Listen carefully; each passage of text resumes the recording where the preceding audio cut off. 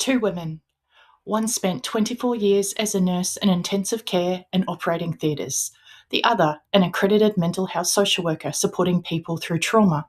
Like us, many of you have lived inside the systems and have your own lived and living experiences. We're not telling you our names just yet, but we will tell you why we're here.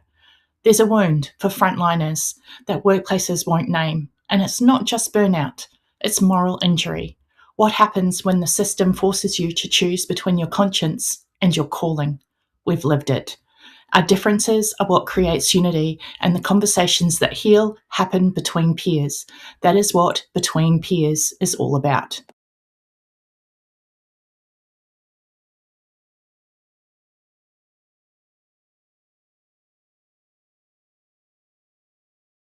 So the plan is talking about social work and dating, but I think that this is also relevant to a lot of other frontline workers. So yeah, let's get started. This is actually from an article in confessionsofthebanshee.com. So let's see. What sort of post is that? Confessions? Oh, so never mind. This is from April 10, 2017. So it's a little while ago, and it's the thing about dating and social work.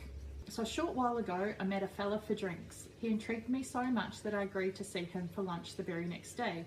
A few days after lunch, we had dinner. A few days after dinner, we went to a movie. As our potential romance progressed, I could not help but notice some funny things. Unsure of their significance, I placed these observations in what my former therapist calls an emotional tickler file to revisit when needed. By the time our final date ended, these curiosities stitched together enough red flags to satisfy Soviet Russia. I decided the time had come to move on. When I informed my date of this decision, he responded with, "As a social worker, I'm very surprised how quickly you give up on people."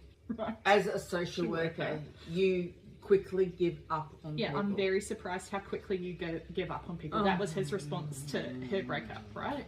His dig stung. It would sting me. That's like right where it hurts, right, if you're a social worker. But anyway, it did not sting for long, because here's the thing about dating and social work. Dating is dating, social work is social work. Dating and social work need not overlap.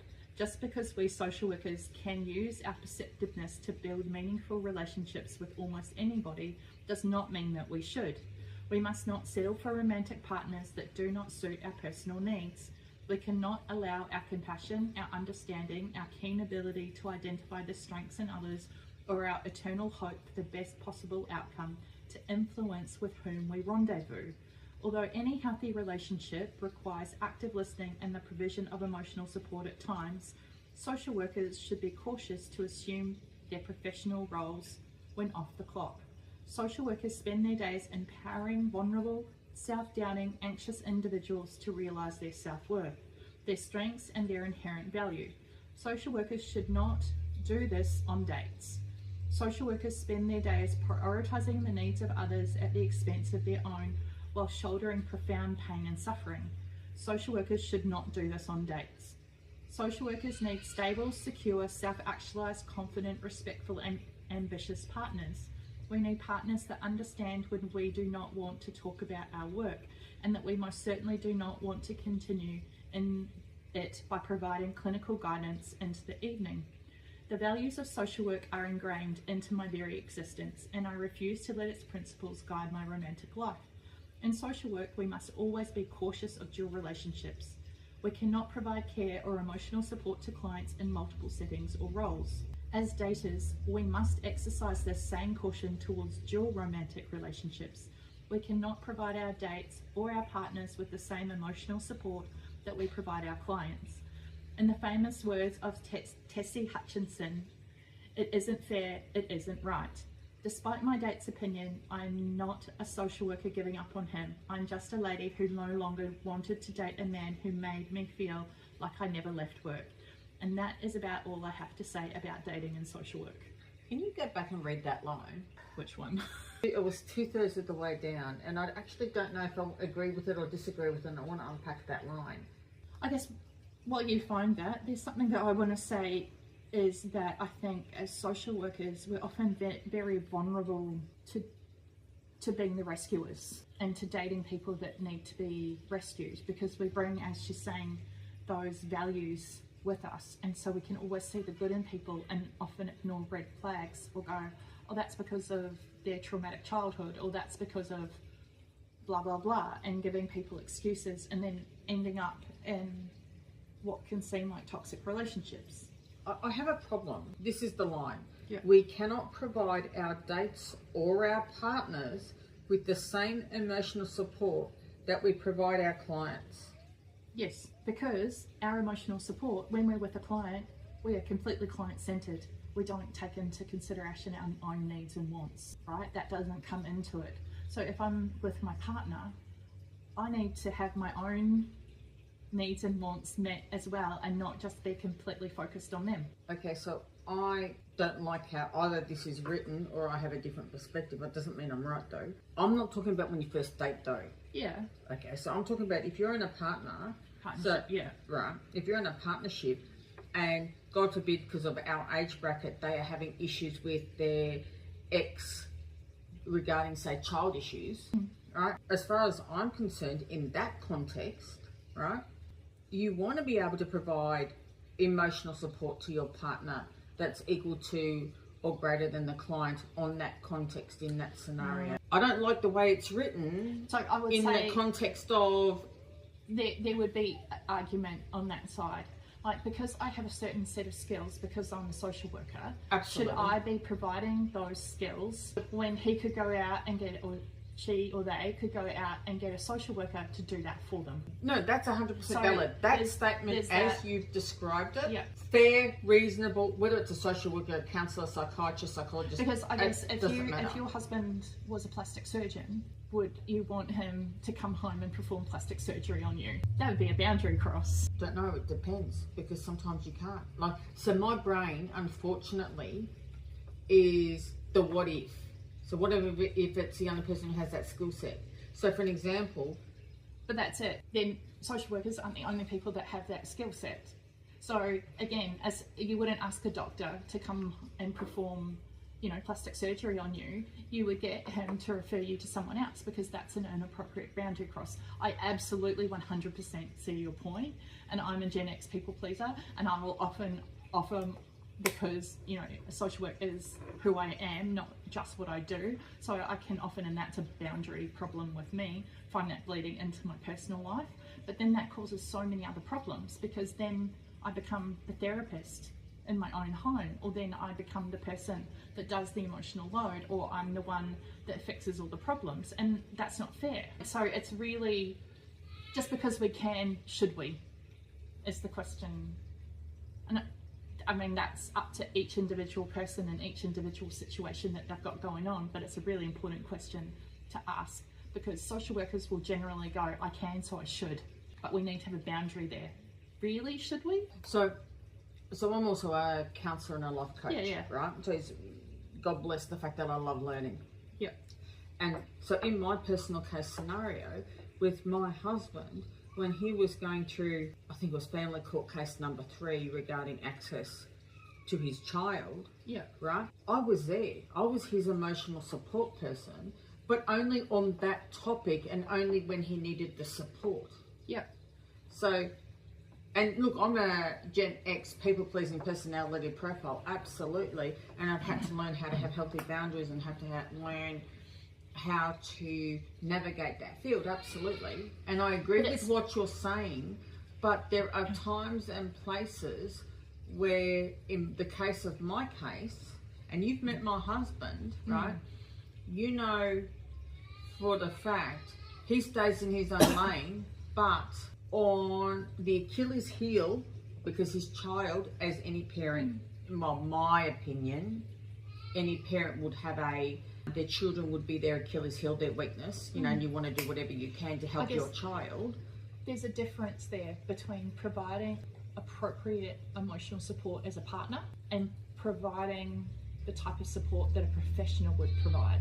Because if it's what a professional will provide, then that's a dual relationship, and that should be avoided. So in the early days, I provided that because of his trauma with what had happened, because he was accused of domestic violence that ended up proving to be totally false. But whilst going through the court process, I ended up having to check his tone for him with his emails and communication, because he was so angry and so upset that he was frustrated, and due to his frustration, I needed to make sure the tone was lighter and more factual with any of his content to ensure that he'd be okay. Would you say that a professional could provide that service for him? I would say no. I would say a partner, that would be potentially what a partner could do. Like if I was writing an email, I would get my partner to look at it and go, hey babe, how's my tone? So I would say that is within the realm of what a partner would do. Don't know. I really don't know, because I've had such unhealthy relationships. This is the first one that I've actually had that's been healthy. So I've got a 11-year healthy relationship, but all previous relationships beforehand was issues. So I don't know. I really don't know. But I think that, and this is just me thinking off the top of my head, but do you know what I mean? If you could pay someone to provide that service, like legal services or therapeutic services, then should you be doing it? If someone would pay you to do that, then you probably shouldn't be doing it for your partner, because of the dual relationship and the problems that could cause. Absolutely hearing you, but in today's society, with the economy the way it is, and the courts and the way they bleed you dry, it's which one do you do? Because I can tell you now that there would be people out there now, especially on some of the Facebook pages, who their relationships are frontline workers who are going through the dissolving, including psychiatrists, social workers, doctors, police, anyone, that their relationships are dissolving because of the financial stress and the strain and trying to navigate the world we're living in, because it is, my opinion, and again, only my opinion, more stressful than ever. Like life's just, the stress load on us is more and more and more as the years are going on. I'm going to say I 100% agree with you, and I'm playing devil's advocate because in terms of it's hard to not, but ideally we shouldn't, because if I'm emotionally, like when I'm with a client, right, and if I'm supporting a client through family court, because I've worked in DV, I'm going to give very different support to a client than I am, let's say, to a partner navigating a legal system. Why? Because I'm emotionally invested. And then how does my emotional investment then cloud my judgment on the way to support my partner? Am I able to, even though that's what I do for a job, let's say, am I able to support my partner in the best possible capacity because I'm emotionally involved? I don't know that that is the case. And then what happens if the advice that I give doesn't lead to the outcome that my partner wants? Then what happens? Oh, it's a minefield. It's so muddy. And so I guess what I'm saying from a devil's advocate, like I absolutely can see 100% what you're saying, but from, you know, I guess a safety and all of that kind of professional lens, it's probably, if we can, better that we don't. Oh, absolutely. And look, this is where I will agree with you. And I find at this point in time, because the life is so challenging, dating, navigating the traumas that we're all dealing with, and just things that are in play that everyone's experiencing currently, I find if you go on a date and you're literally to counsel someone, that's red flags. Sorry, point blank. If you're actually dating someone, living with someone, and they need support on a particular topic for an area, for a beginning and an end, might, question mark, be slightly different, but it depends on your relationship and what the topic is. I will say that I have used my social work skills to support an ex-partner to find an appropriate professional, because I know who's who in the zoo. I think as a social worker, connections are one of the things that are really important to me. Oh, and if you can advocate a quick fix in finding their person, to me that's actually respectful and responsible to a degree. And I don't mean that the responsibility should fall on you, but it navigates a space where they're actually finding their person quicker, so it's not relying on you. And you know that they're a safe person. It's not like you're just, you know, picking someone off of Google search. But I want to go back to a point from that article, which is how he responded to her when she was just upfront, direct and honest about how she didn't want to continue a relationship with him. And then he pushed her pain point, and he said something that really stuck. Here it is. I found it for you. Yep. He responded with, "As a social worker, I am very surprised how quickly you gave up on people." His dig stung. Yeah. Yeah, so that's just a response to being hurt. I mean, that's a response to rejection, right? So as part of the dating minefield, you go out on dates, you try to get to know each other, but the truth is you're just trying to find out whether you think you're going to be a long-term fit or not. And often you can know that pretty quickly about someone. So I think his response was just a pain response. And whenever we reject someone or are rejected, we might give or get a pain response. That isn't overly a healthy one. Do you know what I mean? So look, his response is his response. There's no right or wrong to it. I listen and I look at it and went, well, I can see how it stung, but quite frankly, I think she did the right thing in this scenario and in this experience. I think she did the right thing because at the end of the day, it was a date. Exactly. Why, if it's a date, are you dumping your shit onto someone that is a prospective partner and you're wanting mental health support? A prospective partner is very different, and this, to me, if this is how you're starting or thinking about starting a relationship, what the freaking hell? Like, because I've got to be careful about language, but that just hits and grinds my gears bad. But if you are in a healthy relationship, I think there could be potential to support, but I think it really depends on the person and the topic and the duration, because you may not, if I was in the case of my husband supporting through court case number 3 and bleeding dry by the lawyers and the family court system and rent and child support and everything else like that, if I was at that particular moment in time working in ICU and was dealing with a lot of stuff, I could offer no support because I would never have had enough spoons. Yeah. All right. But it was because I was completing my counselling and going into my life coaching qualifications that I could offer a level of support that was appropriate for him. And I think it was slightly different though. But if I was in ICU, working in ICU as a nurse, no, I definitely could not have done it. I definitely not. Another thing that I do as a boundary with my friendships and relationships and things like that is, because I do therapy, like, I spend all day listening to other people's problems, and their problems are first and foremost for me, and I almost never get to talk about myself, and well, I never do get to talk about myself and my problems. I'm going to go, really? At work. Okay. At work is what I mean. And so one of my boundaries with my friends is that I try to, and it's something I probably need to work on and find a better balance, but I will often go, here's my problems or my stuff that's going on for me first, and then I'll listen to them and their problems. Or else I find that if a friend comes to me only with them and their problems, I can just slip naturally into that counsellor therapeutic role. And I've done that with some friendships that I've actually ended up having to end because I just naturally fell into that role. And I try to make it balanced if I don't have too much going on, but where I will go, someone will go, hey, how are you? And I'll go, oh, I'm all right, I've had this and this and this going on this week. Say my stuff first and go, then what have you had going on? Rather than them going first. And I try to have that as a balance, but I don't know that that's a good idea. It's maybe something that I need to work on. Well, let's be honest, this is a young friendship that we're engaged in, and I've noticed you do that. Yeah. Right? But having said that, from my perspective and my filter, because I'm very similar to you, from my perspective and my filter, you tend to be fairly quick. So once you've vomited whatever you need to get off your mind, you shift very quickly.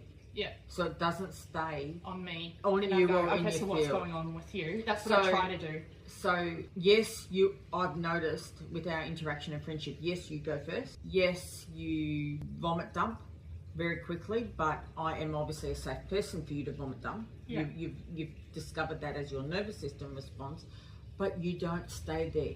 As soon as it's out and out of your field or your body, you've moved. Yeah. And you're back to what you need to do, what we're doing and stuff. It's not linger longer and it doesn't stay in the system. So for that, I 100% appreciate.